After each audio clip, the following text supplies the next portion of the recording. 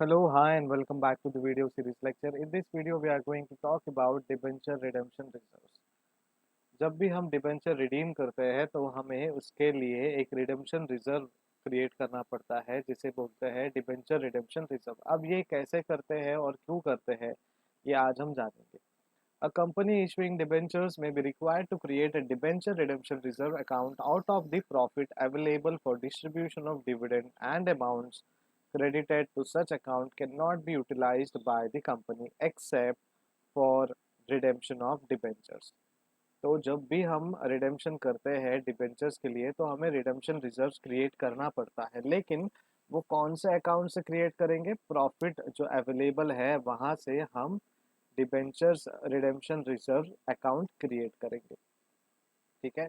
और जो भी अमाउंटेड क्रेडिटेड होगा वो किसी भी कंपनी के काम के लिए इस्तेमाल नहीं करेगा except for redemption of debentures. So such an arrangement would ensure that the company will have sufficient liquid funds for the redemption of debentures at the time they fall due for repayment। अगर कोई repayment के लिए delay होता है या फिर कमी पड़ती है, ठीक है, ऐसा सिचुएशन आता है, तो वो सिचुएशन अवॉइड करने के लिए हम debenture redemption reserves account create करते हैं ताकि हम कोई भी एसेट को मॉर्गेज ना करें उन्हें रीपेमेंट करने के लिए, या फिर कोई भी एसेट पे चार्ज होने ना दे। ठीक है। तो जब भी हम डिबेंचर्स इशू करते हैं तो वो इशू करते वक्त हमें डिबेंचर रिडेम्पशन रिजर्व क्रिएट करना है ताकि किसी शेयर होल्डर ने या डिबेंचर होल्डर्स ने रिडीम करने के लिए एक प्रोसेस फॉलो किया और वो रिडीम करना चाहता है तो उन्हें डिबेंचर रिडेम्पशन रिजर्व्स अकाउंट में से पैसे दिए जाएंगे और किसी और अकाउंट में से पैसे नहीं दिए जाएंगे। An appropriate amount is transferred from profit every year to debenture redemption reserves, and its investment is termed as debenture redemption reserves investment or debenture redemption fund। तो जो भी अमाउंट है हर साल प्रॉफिट में से वो डिबेंचर रिडेम्पशन रिजर्व्स अकाउंट में जाएगा और उन्हें नाम दिया गया है डिबेंचर रिडेम्पशन रिजर्व्स इन्वेस्टमेंट, या तो इन्वेस्टमेंट कहो या फिर debenture redemption fund. In the last year or at the time of redemption of debenture, debenture redemption reserves investment are encashed and the amount so obtained is used for the debentures redemption।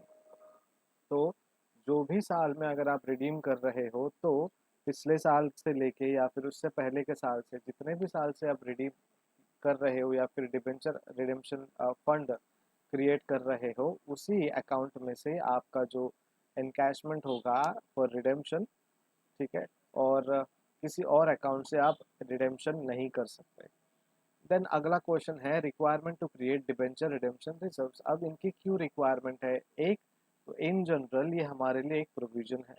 Second, कुछ rules and regulations है हमारे companies act 2013 के, जिनके हिसाब से हमें ये norms, ये रूल्स, ये इंस्ट्रक्शंस, ये प्रिंसिपल्स फॉलो करने पड़ते हैं। सो रिक्वायरमेंट क्यों है देखते हैं। Section 71 of the Companies Act 2013 covers the requirement of creating a debenture redemption reserves account.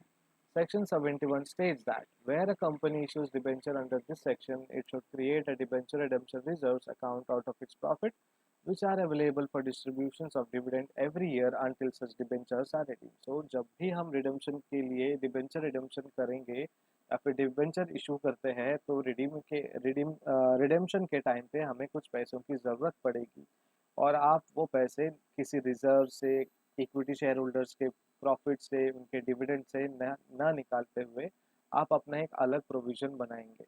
ठीक है। So the amounts credited to the debenture redemption reserve should not be utilized by the company for any purpose except for the purpose aforesaid। तो आप जब redemption reserves बनाते हो या फिर debenture redemption fund create करते हो तो वो फंड जो है सिर्फ जो कहे गए पर्पस है जिनके लिए आपने अकाउंट बनाया है उन्हीं के लिए इस्तेमाल करोगे और किसी के लिए इस्तेमाल नहीं करोगे। The company should pay interest and redeem the debentures in accordance with the terms and condition of their issues। Company इस रिडीम के लिए एक इंटरेस्ट पे करती है, ठीक है, और जो भी टर्म्स एंड कंडीशंस है इशू से रिलेटेड वो उन्हें फॉलो करना जरूरी है। Where a company fails to redeem the debentures on the date of maturity or fails to pay the interest on debentures when they fall due, the tribunal may, on the application of any or all the holders of debentures or debenture trustee, and after hearing the parties concerned, direct by order the company to redeem the debentures forthwith with by the payment of principal and interest due thereon. अगर कोई company fail होती है debenture रिडीम्शंस के दिन या फिर maturity के दिन, वो चाहे वो इंटरेस्ट पे करने के लिए फेलियर हो या फिर प्रिंसिपल पे करने के लिए फेलियर हो, वो डिबेंचर होल्डर्स ट्राइब्यूनल के पास जा सकते हैं और ट्राइब्यूनल उनके जो एप्लीकेशंस है वो देखते हुए ये इंस्ट्रक्शन दे सकते हैं कि आप उनको इंटरेस्ट और प्रिंसिपल जो भी जैसे भी आपको पॉसिबल होगा वैसे आपको रिटर्न पे करना है। और ये पे कैसे करेंगे हम लोग? हमारे रिडेम्पशन अकाउंट से। ठीक है, तो डिबेंचर रिडेम्पशन रिजर्व्स या फिर डिबेंचर रिडेम्पशन फंड से हम लोग ये काम करेंगे। तो अभी के लिए इतना ही। अगले वीडियो लेक्चर में हम बात करेंगे बैलेंस इन डिबेंचर रिडेम्पशन रिजर्व्स, डीआरआर में जो बैलेंस है वो हम कैसे क्रिएट करेंगे। ठीक है, और उसके बाद adequacy of debenture redemption reserves. अलग अलग नाम से वीडियोस बनने वाले हैं, तो आपको कंसेप्ट वाइज और छोटे छोटे वीडियोस मिलेंगे तो आपको देखने के लिए आसानी होगी। चलिए अगले वीडियो लेक्चर तक, thank you so much, bye bye, take care.